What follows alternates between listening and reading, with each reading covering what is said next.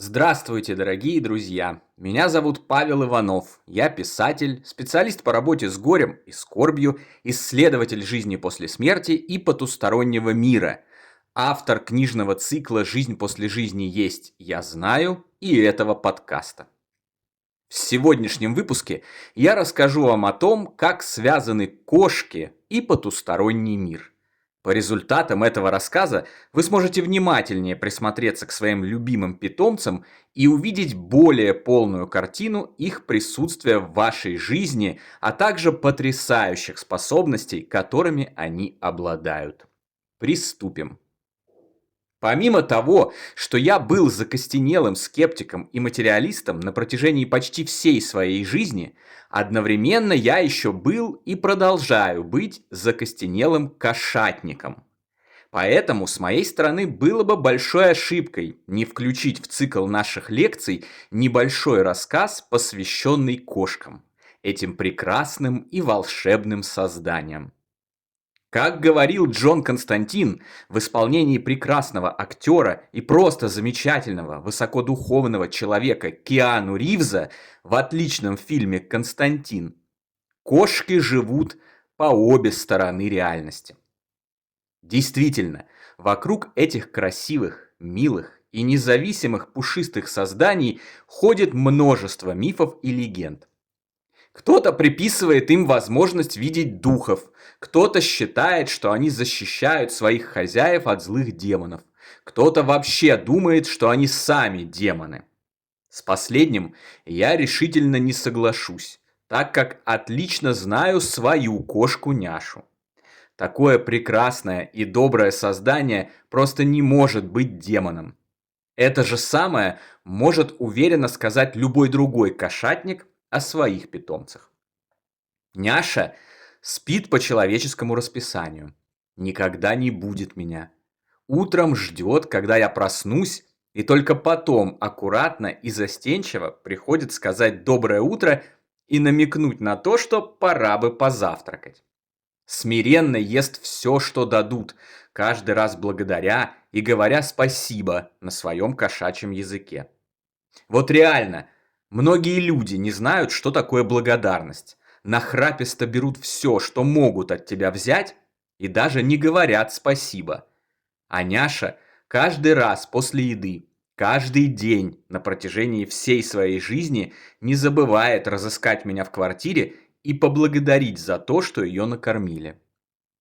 Когда я горевал из-за потери моего самого родного и близкого человека, уже знакомого нашим постоянным зрителям и читателям Дани, она от меня не отходила.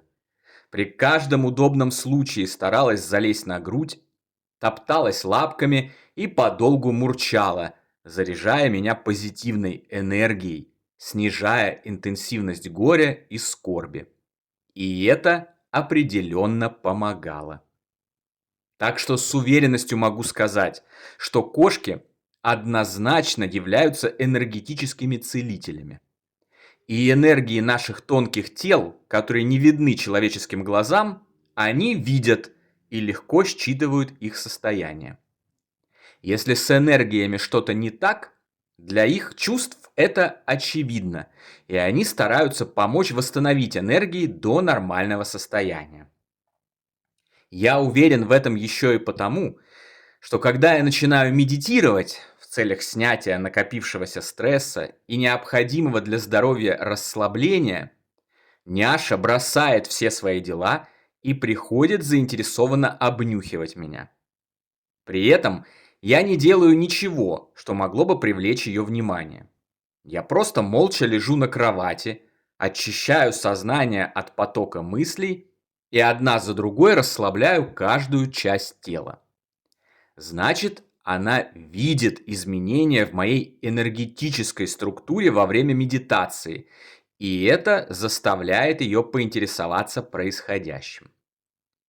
Позитивное влияние медитации, как и искренние молитвы на организм человека, и так уже доказано научными исследованиями.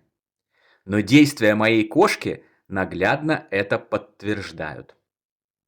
Что же касается способности кошек видеть потусторонний мир, За последние несколько веков было собрано множество доказательств того, что кошки действительно видят что-то, что пока недоступно человеческому зрению.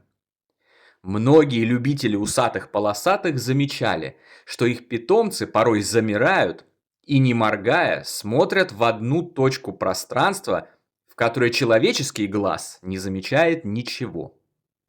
Конечно, они могут видеть там крохотных паучков или пылевых клещей, которые не видны нам. И порой действительно так и бывает.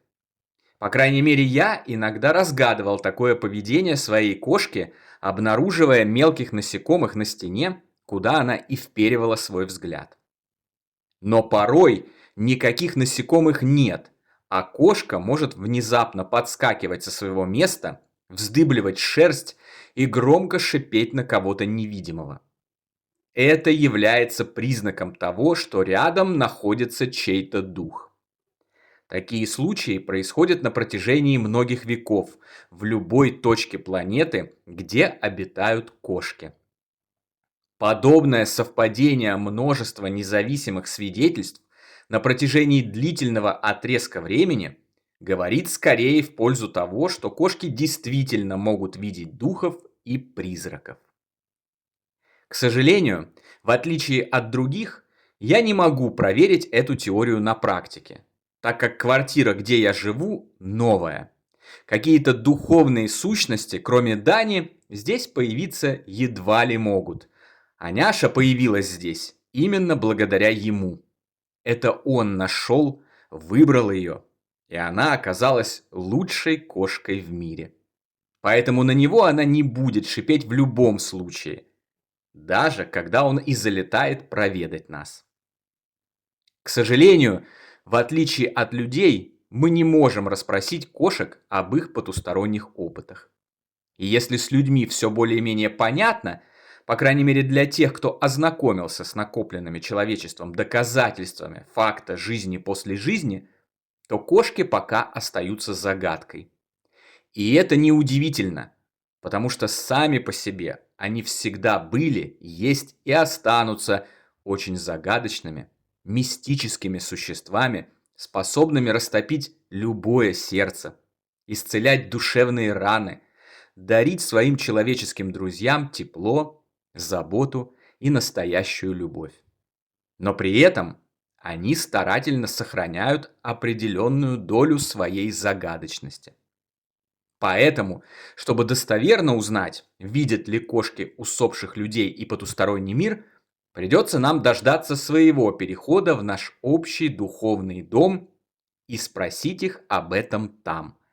Благо, и вот это уже точно известно. Смотри, например, книгу Лауры Лейн Джексон «Смерти нет, я знаю» и другие источники знаний о жизни после смерти.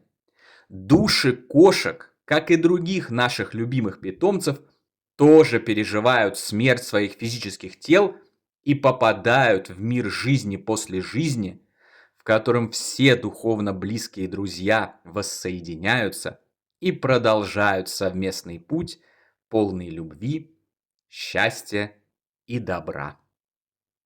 На сегодня это все, дорогие друзья. Подписывайтесь на наш канал, ставьте лайки, поддерживайте нас донатом. Приходите в наши каналы в мессенджерах. Приобретайте наши книги цикла «Жизнь после жизни есть, я знаю» и «Онкология и душа». Все необходимые ссылки вы найдете в описании видео. Всего вам самого лучшего, волшебного и замечательного. До новой встречи. Всегда ваш Павел Иванов.